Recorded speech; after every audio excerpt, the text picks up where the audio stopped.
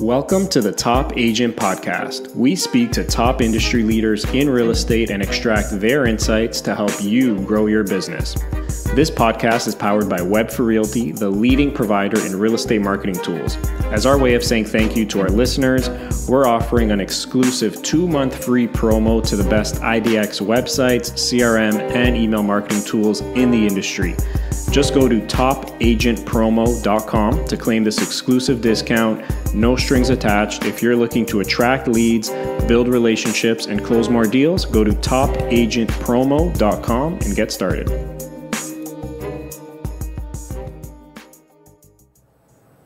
All right, I am very excited to introduce my next guest. I'm speaking with Scott Russell, the owner of Freestone Properties, a brokerage in North Carolina. Scott, welcome to the Top Agent Podcast. Thanks for having me. Happy to be here. Awesome. Well, Scott, if you don't mind, kick things off. Tell us just a bit about yourself, your background, and how you got into real estate.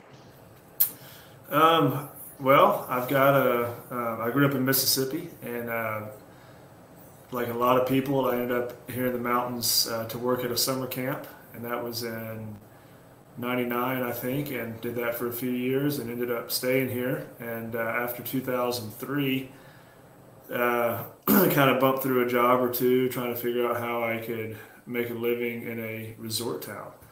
And my wife got her real estate license because she wanted to buy a house and just wanted to learn the process. And I kind of got intrigued looking at what she was learning. So I did the same. Wasn't really looking to get into the business, but a friend of mine worked for she was a receptionist for a real estate / property management company. And she called me and said, "Hey, we need another agent. Do you want to come talk to us?" And I thought, well, sure, I'll come talk to you. I wasn't even done with my licensing at the time. I was still a student. This was in 2006, and ended up being pretty intrigued. And 15 years later, I'm still doing it. I stayed with that company for 10 years and then started Freestone Properties in 2016. So yeah, and just my wife and I have invested in rental properties, land, that kind of thing over the years, and so it's just been a natural fit to also do the brokerage side of things. Awesome, that's amazing. So you've had your own brokerage, you said, since 2016? Mm-hmm. That's when Freestone started. Yeah. Perfect. And how big is the brokerage now? There are six of us. We'll have a seventh agent coming on in about a month. So we're a small, boutique firm. The town where we're located, Black Mountain, which is on the east side of Asheville, is a relatively small market. That's our bread and butter. But of course, we service the greater Asheville area and really about a 5 or 6 county region around Asheville. But there are bigger firms for sure, but we just want a handful of quality agents with to really represent clients well. We're not looking just to take on 100 agents and hope that 10 of them are producing. We like we're a team, and we're real picky about who we hire, and so we're going to keep it relatively small, at least for now. Yeah, I like that. That's awesome. And are you still involved on the day-to-day doing transactions and things like that? I am. I've been in the business long enough that I'm sort of in that natural progression where most of my clients are referrals and repeat business, a lot more listings than when you're a newer agent, it's more on the buyer side. When you've been doing it a while, it's more on the listing side. So my role is mostly listings and to try to bring in business for my agents, whether it's listings or buyers. So. Got it. Yeah. Just to paint a picture, get some context, how many transactions or sales volume do you do personally, and does your company do in a given year? So in 2021, which was obviously a really good year for just about everybody in the business, and a rebound year from we were used to the pandemic by that point, so we didn't have that really slow start to the year that we had in 2020. Company wide, we sold $36 million in 2021. My portion of that was around 15 or 16 million, which is, that's more than enough for me as an individual. So my goal is to see that 36 million as a firm grow into higher numbers for the agents that work for me. Nice. That's awesome. Yeah, Thanks so much yeah, for sharing that. yeah. Very good stuff. Curious to ask, so when you first got into real estate, did you always have your sights and intentions on starting your own brokerage? Um, it was always in the back of my mind, and not really because of it being a real estate brokerage, but I just have always sort of had an entrepreneurial drive. Really since I was a kid, just thought I wouldn't really be happy working for someone else all the time. And real estate offers a lot of autonomy even when you do work for another firm. But what happened was I was getting so busy, and I was a one man show that I needed help, and I couldn't field all the leads. I couldn't follow up with everybody. There just weren't enough hours in the day, and I had to let that business walk out the door. And I thought, wait a minute, if I had my own firm, there's really no limit to how many leads we could handle. If we have enough business, we add another agent, and we go from there. And so that's really how it happened, and it's been good. I mean, in hindsight, we timed it really well. Not that I can't take credit for that, of course, but the market has really ramped up here, and we've got a great team of agents that work here.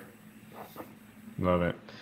No, that's awesome. A lot of agents, I think you almost have to have a bit of that entrepreneurial drive because, at the end of the day, it's a commission-based business and it's really up to you, right? As an agent, like what you get out of this business is a lot of times directly correlated to what you're putting into it. So, that's what it comes down to. You touched on something I want to get into, and so obviously people listening to this podcast are other realtors. So I like to try and get as much actionable tips and insights from other successful agents like yourself as possible. So speaking of leads, right? So common question I get and other realtors ask is, ways to generate leads and bring new business or people in your database consistently. So what are some of the things you're doing right now, and what's working for you right now on the lead side? In my experience, there are really kind of two main ways that we generate leads. One is obviously just your social sphere, your friends, your colleagues, your repeat clients that come in. But to get those clients in the beginning, we do a lot of what I guess would be the first step. It would be we do a lot of SEO, a lot of website optimization. We're a tourist town, so most of our buyer clients are from out of the area, and especially since COVID hit, people are relocating to desirable areas with outdoor recreation, good climate. So this is one of those hot spots. They don't know anybody when they come here a lot of times. So our website is probably our biggest source of new leads. That's mostly on the buyer side, which I think is normal within the industry. And then of course, that second piece of that is a couple years from now, someone who buys a house now says, well, I want to buy an investment property, or I'm ready to sell a house and buy a bigger house, or, now I want to buy a piece of land and build. So there's, that's that repeat client. And so we try to nurture those existing clients through, different email communications and mailings and things like that. But the big source of new business is typically through our website. Awesome. I want to get into that, right? So your website, freestoneproperties.com. Very nice looking website. I would encourage everyone to take a look at that. SEO, I think, is such a broad term that's used very loosely with other real estate agents, to put it lightly. A lot of real estate agents, don't even know what SEO is. For example, we help a lot of real estate agents with their websites, and a lot of agents ask us, "Oh, do you offer SEO as like a feature?" They think it's a lot of times something you can either like click on or off, Right. Which obviously is not the case. So what do you do with SEO specifically, I know there's a lot of strategies and ways to go about it, but what's how do you look at SEO and what are you actually doing on your website? Well, we launched the current version of our website in 28, I think it was 2018, it may have been 2017. One of the big pieces of it has just been the written content. If you look at our blog, I mean, there are, dozens and dozens of blog posts that are very in depth. There are hundreds, probably around 300 pages about different neighborhoods. The bigger neighborhoods, there's a lot of information. The smaller neighborhoods, there's not a whole lot because there's not a whole lot to say, but there is still information about those areas. And kind of what we did, especially on the blog side, is we looked at the questions that we get asked the most, and it started out as 10 frequently asked questions, and now it's probably closer to 50. And we've written detailed information about it. We give it, that information obviously is available for free. You don't have to sign up. You don't have to give an email address. But these are things people want to know. And a lot of times it makes our job easier because they'll ask us those questions and we'll actually say, you know what, I can answer that question, but let me also give you this link to this article. You want to know about radon. Is radon an issue in Western North Carolina? Absolutely. And here is a lot of information. This will answer probably 99% of your questions, and we're happy to follow up. And that's been a great source of leads and also a great source of just giving us some credibility. We get a lot. We have an article about owning and investing in short-term rentals in the Asheville area. And there are a lot of really unique restrictions. We're a tourist town. We have a lot of short-term rentals, but you actually, as of right now, you can't have one in the city limits unless you live there. So if you're an out-of-town owner, there's some restrictions that you have to know about. And we've had a lot of people that said, oh my gosh, thank you for putting all this information into one concise article. And I can't even tell you how many buyers we've gotten off of just that one article. So, and of course we have to update those as legislation changes in the state and rules change and that kind of thing. But that's been our biggest ongoing thing. We've gotten into some Google AdWords and things like that. That obviously cost more money than writing blog posts. Blog posts cost time. Yeah. But it's been a progression. Yeah, so that's amazing. Thanks so much for sharing that. So you'd say most of the leads you generate are from that organic traffic from the blog versus the paid ads? Yeah, it is for now because we only started the paid ads in November, and so we're still kind of tweaking those landing pages and that campaign. I mean, we're still gathering data from the pay-per-click ads right now. So that'll be, I think, a larger piece probably by the spring or summer. But right now it's we're still feeling it out. Got you. Can you share how many leads you actually generate from your website, like every month, for example? It's every month. I mean, there's different quality leads. There's some people that register because they want to set up a saved search. We may or may not ever hear from them again. There's some that reach out with specific questions. There's some that call the office.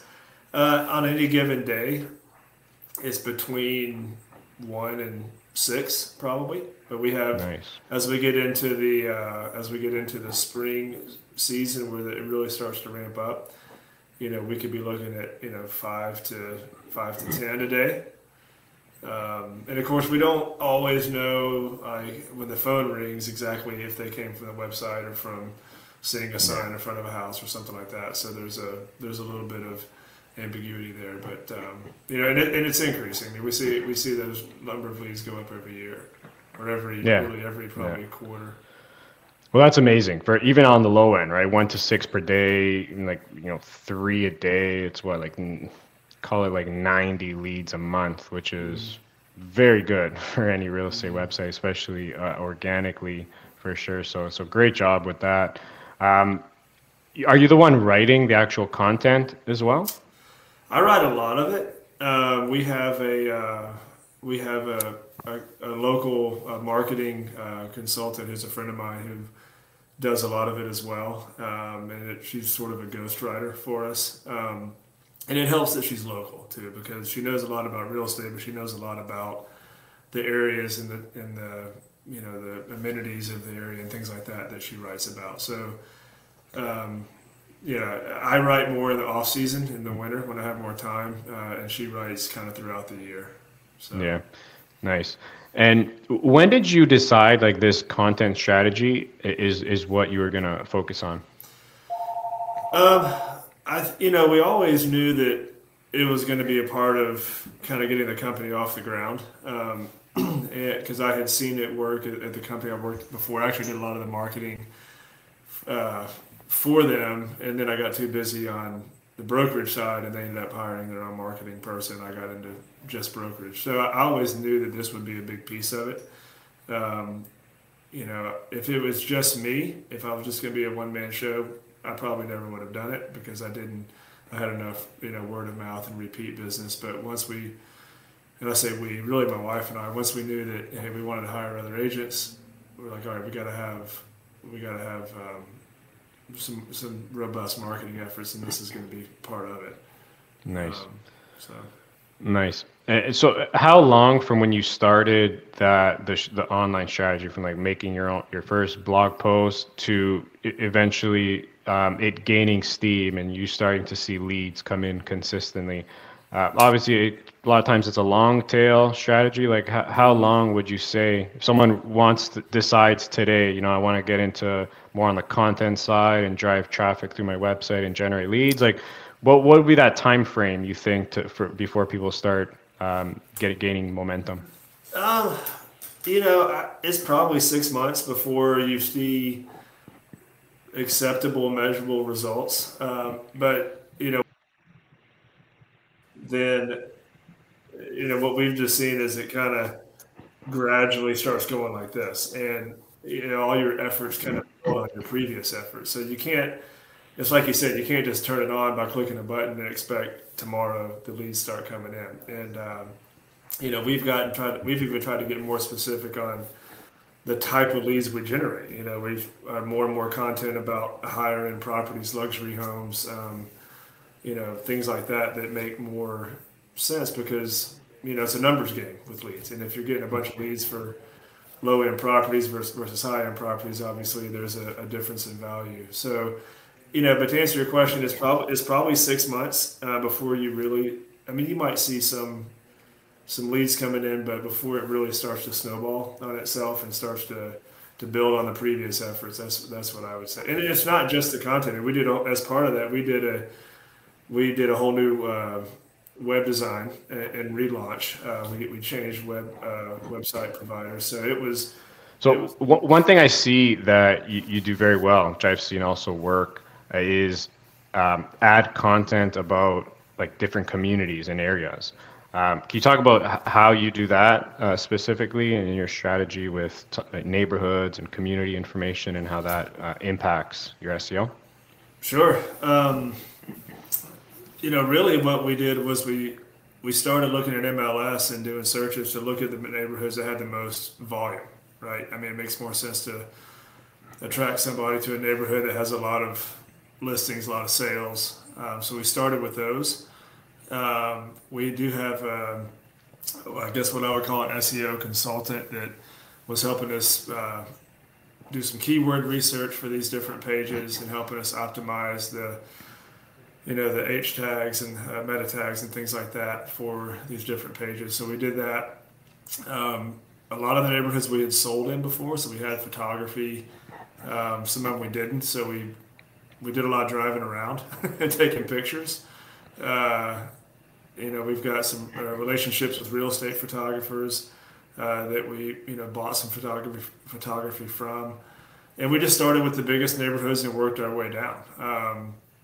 And eventually, then probably about once every 18 months or so, we look to see what new neighborhoods there are that we haven't built pages for, because there's new development all the time, and sometimes it's a real small pocket neighborhood, sometimes it's a larger development, and those are the ones that probably make the most sense. And that's so we're up to about 300 pages. I don't see adding a whole lot more unless we start to get into, like I said, new development, or we say, hey, we want to expand a little bit more in this direction geographically. What's the next town there that we haven't really built content for. So Yeah. that's kind of where we are on that project. And what type of information? So obviously, let's say you take one community, for example, you might have like the listings in that community. Like, what other information are you incorporating to that page or those pages? Sure. So, we've got the listing information, which comes dynamically through our IDX provider. Um, and of course, with that, there's a map showing what's available and the proximity to other things. But it depends on the neighborhood. If it's a neighborhood that has a lot of amenities, we'll write about that. We talk about the fact that it's a gated community. We talk about the fact that there's a clubhouse or tennis courts or a golf course or things like that. We also talk about what's around the neighborhood. So if it's really close to shopping or dining or hiking, we say specifically what it is. What trail system is it close to? What popular restaurants is it near? We talk about the types of homes in there, the craftsman style, the mountain style, log cabins. Does it have homes with views? Does it have, are there also vacant lots for sale? And if so, what's involved with building in a neighborhood? Is there a architectural review process or preferred builders that you have to use or something like that? So that's the type of information we get into. Again, for the larger, more amenity-filled neighborhoods, there's a whole lot more to say than there is for just a pocket neighborhood that maybe just has a couple dozen homes, and in that type of situation, you might just talk more about what's around the neighborhood. What amenities are nearby. So. Yeah, very good, very good. Yeah, I love what you're doing on the site. Seems to be providing a lot of amazing results. Again, I would encourage anyone to just take a look at freestoneproperties.com and see what Scott's doing on the SEO side. If you had to give a piece of advice to an agent who wants to get their feet wet with SEO and use that as their strategy, what would you recommend to that agent in terms of getting started? I would definitely say you start with blog posts, because if that's a lot of times that's evergreen content, and if you have knowledge being in the industry, if you've been in it for more than a year, you have a wealth of knowledge in your head that you can write about, and it's useful for your clients. And if you do a newsletter, it's content that you can then share with your database, with your sphere. You can share it on social media. So you have a lot of things you can do with it other than just hope that Google picks it up and drives traffic to your site. And it doesn't cost anything to do. Blogging, it takes up time, but unless you're going to hire a copywriter or a ghostwriter or pay for photography, which you can get yourself, you can do it with a very low budget, and it's a great way to get started. Very good, very good. So I also want to touch on the other part of it too, on the nurturing side. So, you're bringing leads in through your website and other means. You have your existing sphere of contacts. What are some things you're doing to nurture and grow and build these relationships? So we have a couple different things. We do a quarterly newsletter that we email out, and of course that goes on social media. It's posted on our website. It talks about trends and stats. If you're into statistics and numbers, it's really informative. A lot of graphs, just showing what the market's doing, because we get that question all the time. Hey, what's the market like? Well, what do you mean by that? Do you want to know how much average price is up? Do you want to know how fast stuff is selling? What percentage of list price things are getting? And this has all that data. And that's something people register for on our website a lot. That's another lead type of lead that we get, where they don't sign up for anything other than our newsletter, which goes out quarterly. We have an ebook, like an Asheville Real Estate Buyers and Sellers Guide. People sign up for that, and that results in a drip campaign that follows up with them for a certain number of weeks. I can't remember how long it is, but so it's a very detailed ebook. Probably off the top of my head, I want to say it's 25 or 30 pages, with it's a great primer for someone who's new to the area, if they'll take time to at least read part of it. But then the drip campaign that follows up with them is just something that kind of hits on some of the high points, and the goal really is, obviously we want to nurture that lead. Hopefully it turns into a sale, but we want to get people educated, especially when they're coming to our market from a different market. And if they're coming from a non-tourism market, a non-second home market, this market is very different. If you're coming from a market where people buy and sell within the city because they move to a better school district or relocate for work, that's very different than our market, which has some of that, but it's so heavy on second homes and retirement homes that you've really got to understand that you can be competing as a buyer with 5 or 6 different buyers from all over the country. We do a lot of remote transactions, a lot of sight unseen from start to finish. We have people that may never set foot into in a house that they buy until after they've closed on it. So it's a very different, fast-paced, competitive market compared to what a lot of people are used to. There you go. So you said the newsletter you're sending it quarterly? We do that quarterly. We've got some plans for different content pieces that would be more frequent than that.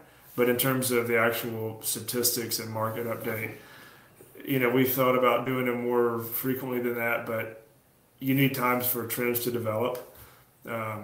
And they take a lot of time to put together. Yeah. So we do a year in review that'll probably go out either this weekend or early next week, and that'll be our fourth quarter 2021 newsletter.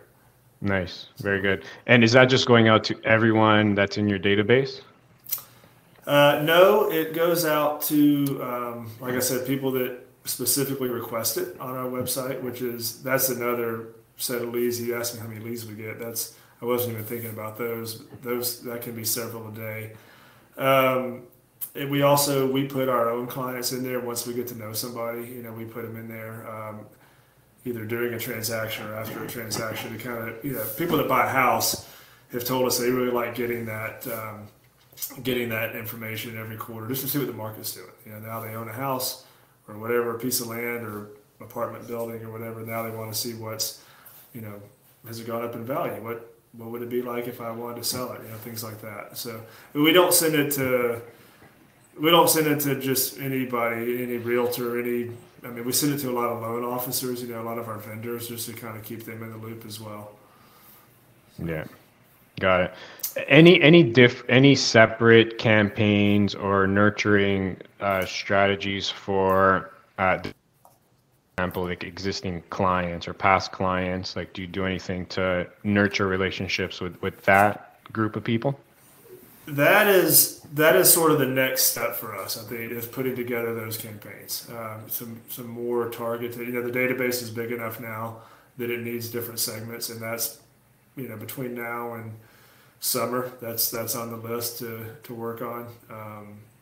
And then and I don't know how much of that'll be email, how much of it will be mailed pieces. It might be a little bit of both. But I think that one thing I've seen agents do is they sign up for these drip campaigns and these newsletters and things like that, and they're written on all the content's provided for you, and so you don't get anything that's really locally relevant, or you get stuff like, hey, happy Thanksgiving, here's a pumpkin pie recipe. Okay, and I don't know how much we want to send pumpkin pie recipes. We want to send relevant content that we have a very low unsubscribe rate because people, we send information that they can't just get anywhere else, and it's relevant to the topic at hand, which is Asheville real estate.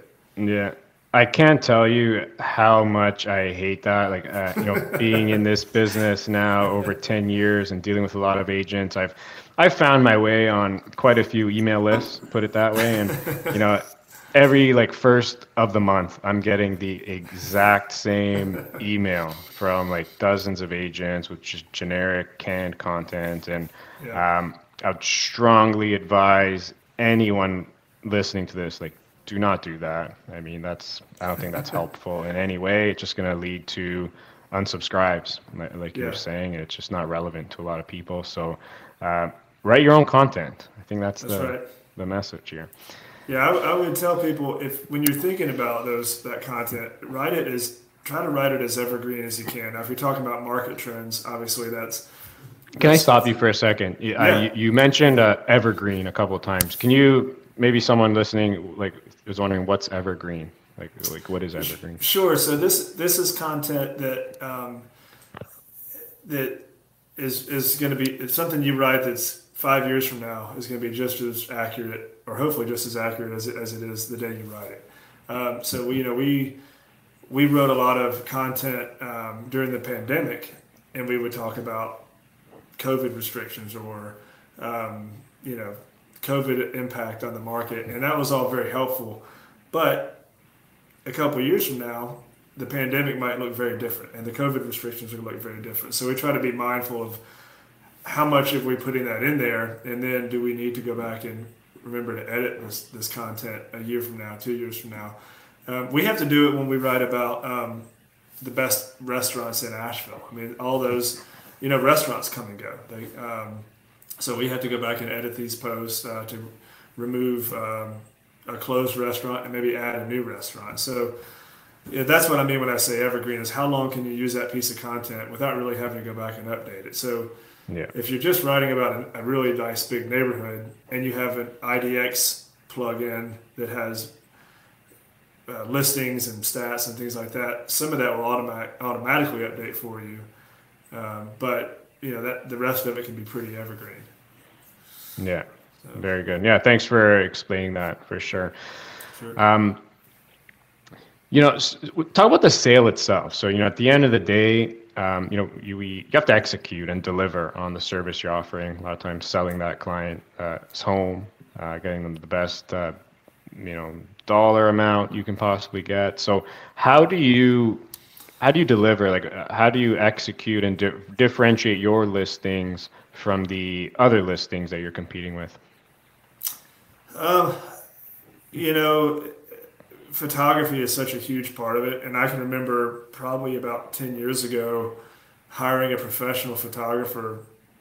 If you did that, you were like light years ahead of everybody else. Now, of course, pretty much everybody does that. We've got tons of great photographers in the area. But one strategy we've taken is really trying to make it easy to buy property without even having to be in the property. We do a 3D tour for all of our listings. We use a lot of drone photography. And there's, in my opinion, right ways and wrong ways to use drone photography.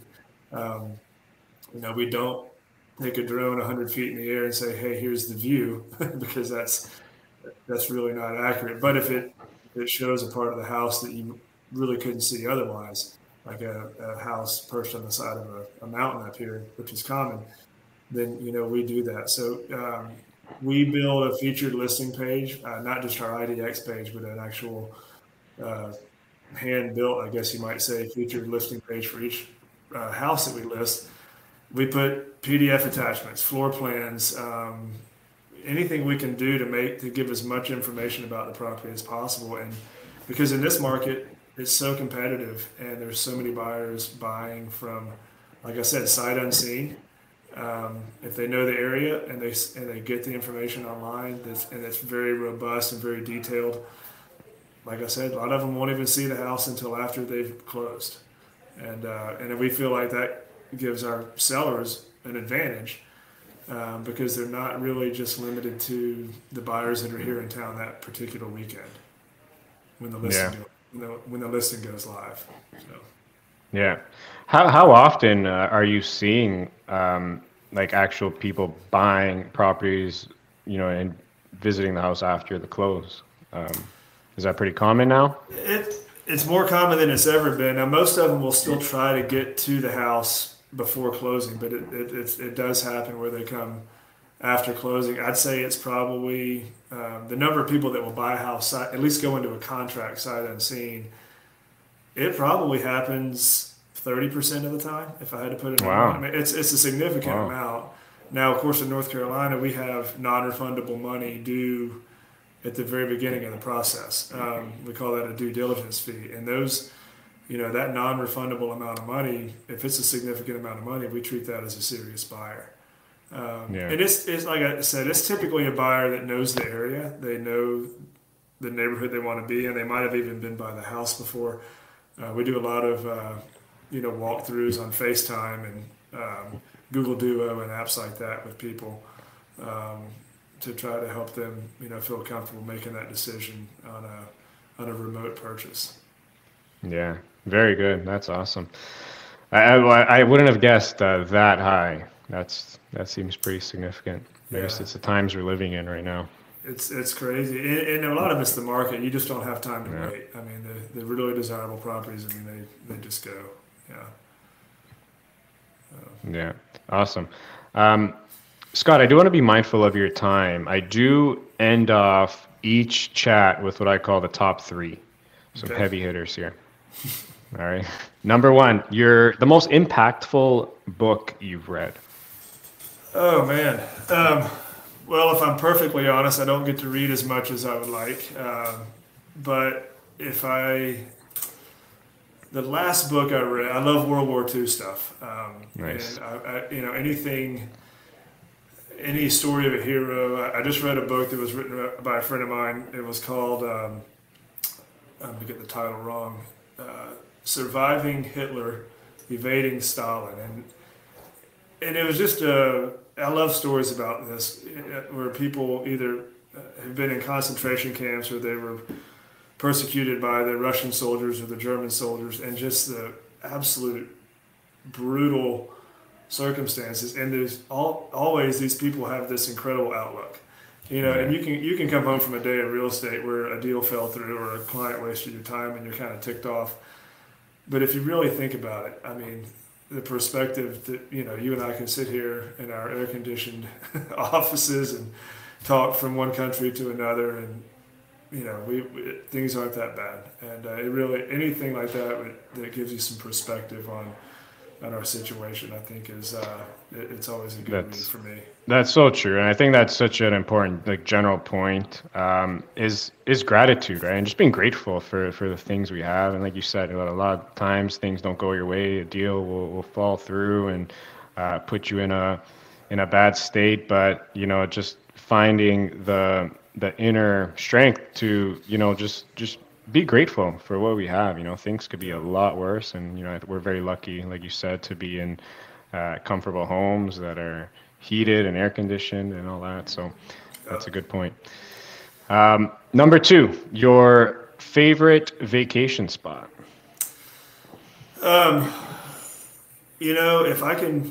If I'm standing in a trout stream somewhere in Montana, I am about as happy as I can be. And Nice. I'm teaching my kids. I've got 2 young sons. I'm teaching them to fish. They already want to go all the time, and they get mad if I'm going with the guys.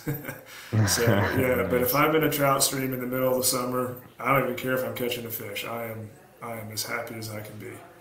Awesome. How old are your sons? We've got birthdays coming up, and they'll be 7 and 9, and Nice. they are full on, all aboard. Very cool. Awesome.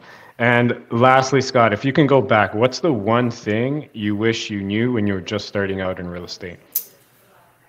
I think that it would be knowing what questions to ask clients. That's just something that I've learned over the years. And, with buyers, there's so many probing questions you can ask to really, get to what the end goal is faster. But I think on the seller side too, and that's an easy thing for people to overlook, for new agents especially. We're always thinking, what do I do to get the most possible money for my clients? But it's not always about that. We've learned, especially in this market, that there's so many other motivations for selling, and it's not always getting the highest. Obviously price is important, but there's so many other terms and so many other factors that go into selling a house that, just learning to ask those questions and to really get to someone's motivation. And that, I don't know how you really teach that. I mean, it's just something you have to do enough deals, I think, to really to learn how to read people and to ask the right questions.